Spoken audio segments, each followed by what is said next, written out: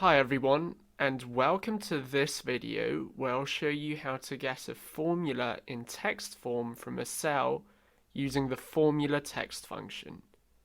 This function is really useful for documentation purposes, especially if your workbook consists of complicated formulae and you want the user viewing it to be able to understand how the values are calculated.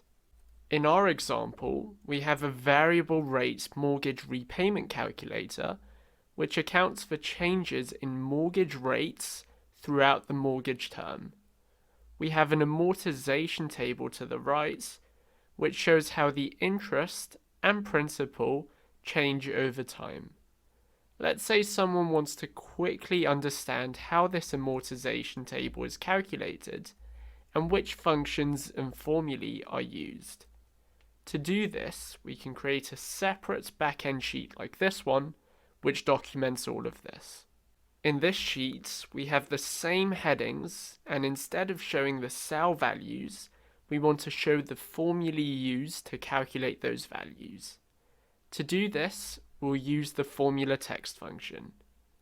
In the first cell, we can type equals FORMULATEXT, open brackets, and then select the reference cell, which is I3 in the other sheet. As you can see, this has extracted the formula that's been used. Now we can drag this across and also double click the bottom right hand corner to bring the FORMULATEXT function down. This nicely shows us all the formulae that have been used in the previous sheets, making it easier to understand how the values are calculated and how the formulae change across different time periods.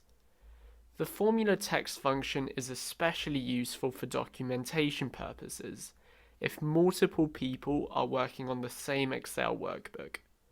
Please give this video a thumbs up if you found it useful, and subscribe to the Excel Hub for weekly Excel tutorials, techniques, and examples.